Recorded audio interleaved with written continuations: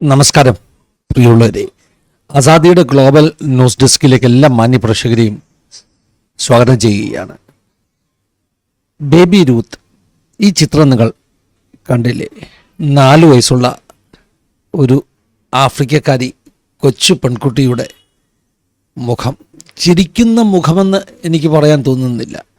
ഭയമുണ്ടോ ആ കണ്ണുകളിൽ? ചിരി ആ ഭയം ഒളിപ്പിച്ചു വെച്ചതാണോ? ബേബി രൂത്ത് ആരെന്നല്ലേ? ബേബി രൂത്ത് ഒരു വലിയ പ്രതിബിംബമാണ്.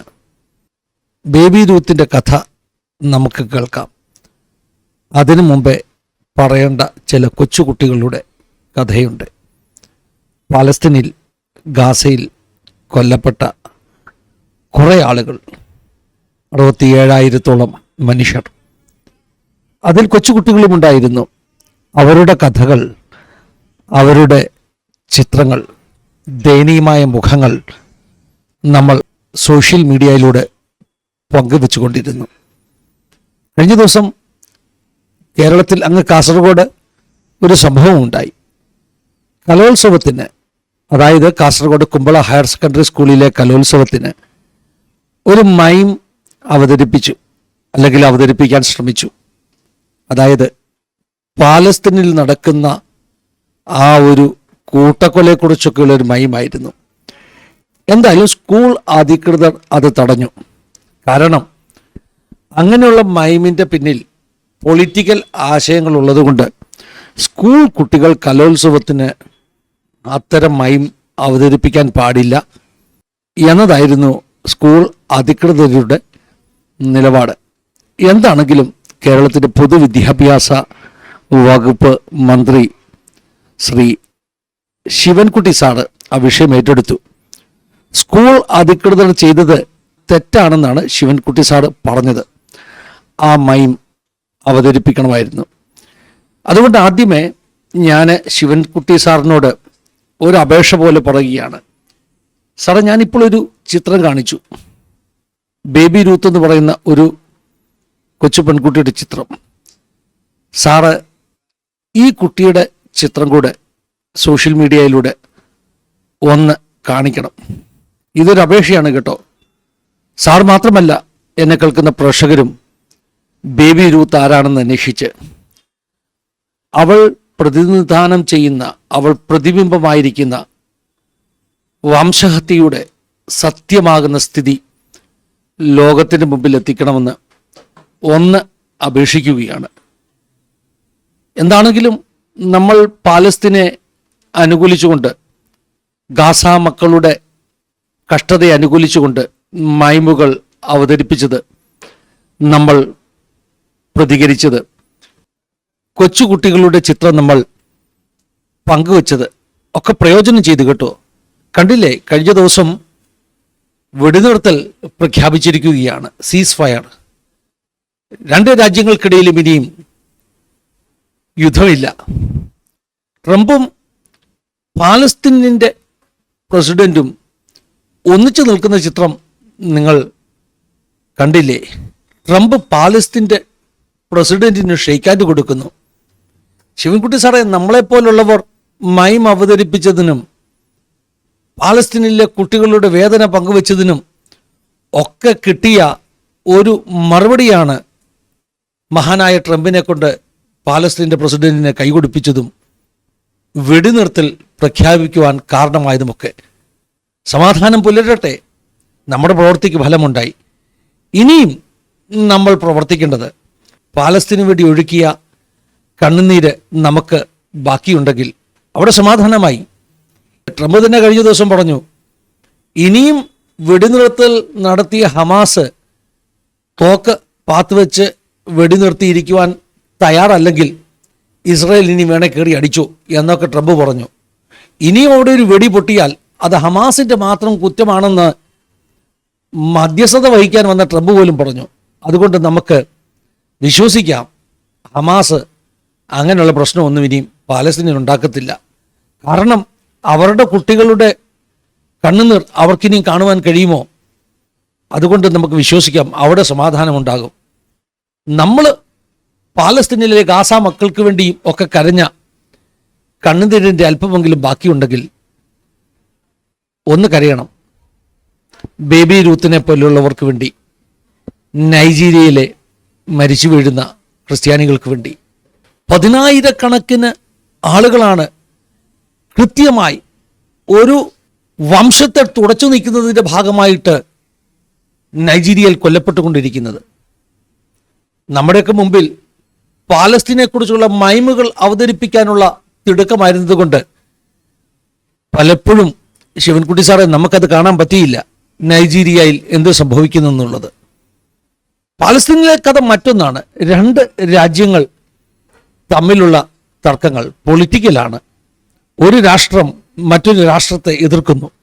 അപ്പോൾ നിങ്ങൾ ചോദിക്കും, പാലസ്തീനും രാജ്യമാണോ? അങ്ങനെയല്ലേ ഇപ്പോൾ ലോകരാഷ്ട്രങ്ങളൊക്കെ പറഞ്ഞുകൊണ്ടിരിക്കുന്നത്. അവിടുത്തെ പ്രസിഡന്റിന് ട്രംപ് കൈകൊടുത്തില്ലേ? രാഷ്ട്രങ്ങൾ, 2 രാഷ്ട്രങ്ങൾ തമ്മിലുള്ള യുദ്ധമാണ് അവിടെ സംഭവിക്കുന്നത്. അതിനുവേണ്ടി നമ്മൾ കരഞ്ഞു. പക്ഷെ ഇവിടെ നൈജീരിയയ്ക്ക് വേണ്ടി കൂടുതൽ കരയണം. കാരണം ഇവിടെ 2 രാഷ്ട്രങ്ങൾ തമ്മിലുള്ള യുദ്ധമല്ല. ഒരു രാജ്യത്തിൻ്റെ അകത്ത് ഒരു കൂട്ടർ മറ്റൊരു കൂട്ടരെ തുടച്ചു നീക്കുവാൻ ശ്രമിക്കുന്നു. ഇന്ന് ഈ നൂറ്റാണ്ടിൽ ഏറ്റവും കൂടുതൽ മസാക്കർ, വംശഹത്യ നടക്കുന്ന സ്ഥലമായി നൈജീരിയ മാറിയിരിക്കുന്നു. നൈജീരിയയിലെ ക്രിസ്ത്യൻസിനെ കൂട്ടമായി കൊന്നുകൊണ്ടിരിക്കുന്നു. കൂട്ടക്കൊലയാണ് നടക്കുന്നത്. അപ്പോൾ പാലസ്തീനിലെ യുദ്ധസമാനമാകുന്ന സാഹചര്യത്തിനു വേണ്ടി കരഞ്ഞ നമ്മൾ അതിൽ കൂടുതൽ കണ്ണുനീരൊഴുക്കണം. ആർക്ക് വേണ്ടി? നൈജീരിയയിൽ കൊല്ലപ്പെടുന്ന ക്രൈസ്തവർക്ക് വേണ്ടി. ശിവൻകുട്ടി സാറേ, ഒരു മൈമെങ്കിലും ഒന്ന് അവതരിപ്പിക്കാമോ? ഒന്ന് കരയാൻ പറ്റുമോ? ഒരു ഫേസ്ബുക്ക് പോസ്റ്റ് ഇടുവാൻ പറ്റുമോ? നിങ്ങൾ ചോദിക്കും, എന്തിനാണ് സാറിനോട് മാത്രം പറയുന്നത്? സാറിനോട് മാത്രമല്ല, എല്ലാവരും കേൾക്കണം. കരഞ്ഞു തീർത്തതിൻ്റെ ബാക്കി കണ്ണുനീർ ബാക്കിയുള്ളവർ എല്ലാവരും കേൾക്കണം. ഞാൻ വിശ്വസിക്കുന്നു. ഞാൻ ചലഞ്ച് ചെയ്യുകയാണ്.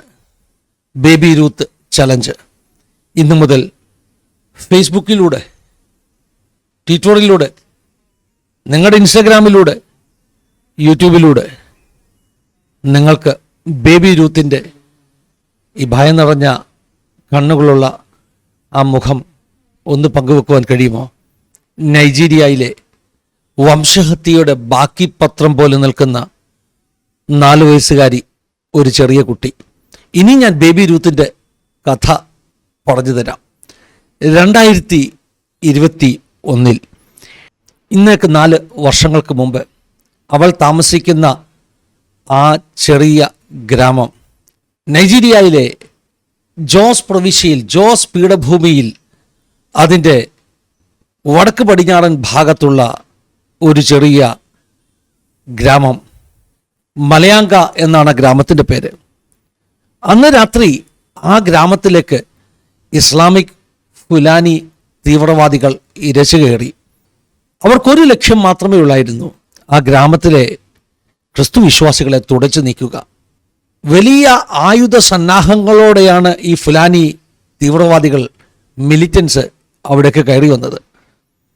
അവർ ആ ഗ്രാമത്തിന് തീ കൊടുത്തു. അനേകർ വെടിയേറ്റ് വീണു. ആ സമയത്ത് ഈ ബേബി രൂത്തിന്, ഈ കുഞ്ഞു രൂത്തിന് 2 മാസം മാത്രമേ പ്രായമുണ്ടായിരുന്നുള്ളൂ. അങ്ങനെ ചുറ്റും വെടിയച്ച് മുഴങ്ങുമ്പോൾ ആ ഗ്രാമക്കാർ ഭയത്തോടുകൂടെ വീടുകൾ വിട്ട് ജീവൻ കയ്യിൽ പിടിച്ചുകൊണ്ട് ഓടുമ്പോൾ ബേബി രൂത്തിൻ്റെ അമ്മ ഹന്നാറ്റു അവർ ആ കൂട്ടത്തിലുണ്ടായിരുന്നു. 2 വയസ്സുള്ള കുഞ്ഞു രൂത്തിനെ കയ്യിൽ മുറുകെ പിടിച്ച് അവൾ ഇരുട്ടിലൂടെ ഓടുകയായിരുന്നു. പക്ഷേ ഗ്രാമത്തിലൂടെ ഒഴുകുന്ന നദി കരകവിഞ്ഞൊഴുകിയതുകൊണ്ട് അവൾ ആ നദിയുടെ കരയിലെത്തി. ഇനി മുൻപോട്ട് വഴിയില്ലാതെ പരിഭ്രമിച്ച് നിൽക്കുമ്പോൾ അവളുടെ നേരെ തോക്കുകൾ ചൂണ്ടിക്കൊണ്ട് തീവ്രവാദികൾ അവർ മുമ്പിലെത്തി. അമ്മ കരഞ്ഞു, നിലവിളിച്ചു, കൊല്ലരുതേ എന്നപേക്ഷിച്ചു. കുറഞ്ഞ പക്ഷം എൻ്റെ കുഞ്ഞിനെയെങ്കിലും കൊല്ലരുതേ എന്ന് അപേക്ഷിച്ചു. ക്രൂരന്മാരായ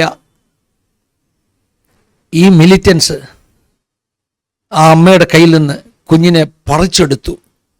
കുഞ്ഞിനെ തറയിലേക്ക് എറിഞ്ഞു. എന്നിട്ട് ചില വെടി ശബ്ദങ്ങൾ ആ പുഴക്കരയിൽ ഉയർന്നു. ആ അമ്മ അവിടെ മരിച്ചു വീഴുകയാണ്. അന്ന് രാത്രി ഗ്രാമത്തിൽ ഒത്തിരി വെടിശബ്ദങ്ങൾ മുഴങ്ങി. ഒത്തിരി പേർ വെടിയേറ്റ് വീണു. ജയഭേരി മുഴക്കി ഈ പറഞ്ഞ ഫുലാനി തീവ്രവാദികൾ സന്തോഷത്തോടുകൂടെ അവർ തിരിച്ചുപോയി. അവർ വന്നതിൻ്റെ ഉദ്ദേശം സാധിച്ചു. അടുത്ത ദിവസം പ്രഭാതത്തിൽ ഗ്രാമത്തിലെ സർവൈവേഴ്സ്, ജീവൻ തിരിച്ചു കിട്ടിയവർ ആളുകളെ അന്വേഷിക്കുവാൻ തുടങ്ങി. പുഴക്കരയിൽ അവർ മൃതദേഹം കണ്ടു. ഹനാറ്റുവിൻ്റെ മൃതദേഹത്തിൻ്റെ അടുക്കൽ ചെളിയിൽ പൊതിഞ്ഞ് ഒരു 2 മാസമുള്ള കുഞ്ഞ് നിലവിളിച്ചുകൊണ്ട് കിടക്കുന്നുണ്ടായിരുന്നു. അവൾ മരിച്ചില്ലായിരുന്നു. അവൾക്ക് വെടിയുണ്ട കൊണ്ടില്ല. ആ കുഞ്ഞിനെ ആ സർവൈവേഴ്സ് എടുത്തുകൊണ്ട് പോയി. കുഞ്ഞിനെ എടുത്തുകൊണ്ട് പോയി ഗ്രാമത്തിലെ ഒരു ലോക്കൽ ബിൽഡറുണ്ട്. അദ്ദേഹത്തിൻ്റെ പേര് തലാത്തു ധൻജുമ എന്നാണ്. ഈ ഹനാറ്റുവിൻ്റെ സഹോദരിയും കുടുംബവുമാണ്. ആ വീട്ടിൽ മറ്റു മക്കളുണ്ട്. ആ മക്കളോടൊപ്പം 2 മാസമുള്ള ബേബി രൂത്ത് വളർന്നു. ഇന്ന് അവൾക്ക് 4 വയസ്സ് പ്രായമുണ്ട്. അവൾ ആ ഗ്രാമത്തിലെ ECWA പ്രൈമറി സ്കൂളിൽ പഠിക്കുന്നു. അവളുടെ അധ്യാപകർ പറയുന്നു, വളരെ ക്യൂരിയസായ ഓമനത്വമുള്ള ഒരു കൊച്ചുകുട്ടി. അവൾക്ക് ഓർമ്മകളില്ല. അന്നത്തെ വെടിശബ്ദത്തെക്കുറിച്ചൊന്നും ഓർമ്മകളില്ല. അവൾക്ക് ഓർമ്മകളില്ല നദിയുടെ കരയിൽ വീണു മരിച്ച അവളുടെ അമ്മയെക്കുറിച്ച്. വംശഹത്യ എന്താണെന്ന് പോലും ആ കുഞ്ഞിനറിയില്ല. പക്ഷേ ആ കുഞ്ഞിൻ്റെ കണ്ണുകൾ, അവൾക്ക് നേരെ എപ്പോഴും നീണ്ടുവരാറുള്ള ക്യാമറകൾ, എപ്പോഴും ആളുകൾ എന്തിന് അവളുടെ മുമ്പിൽ വരുന്നു എന്ന ചോദ്യം, ആ കണ്ണുകളുടെ കോണുകളിൽ എവിടെയോ എന്തൊക്കെയോ കേട്ടുപറഞ്ഞ കഥകളുടെ ഭയമുണ്ടെന്ന് നമുക്ക് തോന്നിപ്പോകുന്നു. ശിവൻകുട്ടി സാറേ, ഒരു അപേക്ഷയാണ്. മൈമൊന്നും അവതരിപ്പിച്ചില്ലെങ്കിലും അങ്ങയുടെ സോഷ്യൽ മീഡിയ പേജിൽ ബേബി രൂത്തിൻ്റെ ഒരു ചിത്രം കൊടുക്കണം. എന്നിട്ട് പറയണം, നമുക്ക് ബേബി രൂത്തിന് വേണ്ടി നൈജീരിയയിൽ വംശഹത്യ നടക്കുന്ന ആ നൈജീരിയയ്ക്ക് വേണ്ടി, നൈജീരിയയിലെ പാവം ക്രൈസ്തവർക്ക് വേണ്ടി 2 തുള്ളി കണ്ണുനീര് ഒഴുക്കാം. അങ്ങൊരു ചലഞ്ച് തുടങ്ങട്ടെ. ഞാനിത് ഈ ചാനലിലൂടെ പറയുന്നു, ഒരു ചലഞ്ച് തുടങ്ങാമെന്ന്. അങ്ങ് തന്നെ അത് ഏറ്റെടുക്കണം. നമുക്ക് പാലസ്തീനിൽ വെടിനിർത്തൽ നടത്തിയതുപോലെ ഇനിയും അടുത്ത ലക്ഷ്യം നൈജീരിയയിൽ സമാധാനമാകട്ടെ. വംശഹത്യയുടെ പൈശാചികതയിൽ നിന്ന് ആ ദേശത്തെ വിടുവിക്കുവാൻ നമ്മുടെ 2 തുള്ളി ഇത്തിരി കണ്ണുനീരുകൾക്ക് ശക്തിയുണ്ടെങ്കിൽ അതിൽ പരം വലിയ സുഹൃതമെന്താണ് നമുക്ക് ദൈവം ഭൂമിയിൽ തന്ന ജീവിതം കൊണ്ട് ലഭിക്കാനുള്ളത്? എല്ലാവരോടുള്ള അപേക്ഷയാണ്. ഞാൻ വിശ്വസിക്കുന്നു ബേബി രൂത്തിൻ്റെ ചിത്രങ്ങൾ നിങ്ങളുടെ ഫേസ്ബുക്കിൽ, നിങ്ങളുടെ ഇൻസ്റ്റഗ്രാമിൽ, നിങ്ങളുടെ സ്റ്റാറ്റസുകളിൽ ഇനിയും നിറയാൻ പോകുകയാണ്. ദൈവം അങ്ങനെ നമ്മെ സഹായിക്കട്ടെ. നൈജീരിയക്കാരെ, നൈജീരിയയിലെ വംശഹത്യ നേരിടുന്ന ആ ജനതയെ ദൈവം സംരക്ഷിക്കട്ടെ, സമാധാനം പുലരട്ടെ എന്ന പ്രാർത്ഥനയോടുകൂടെ ഈ ന്യൂസ് ബുള്ളറ്റിനെ ഇവിടെ അവസാനിപ്പിക്കുകയാണ്. God bless you all.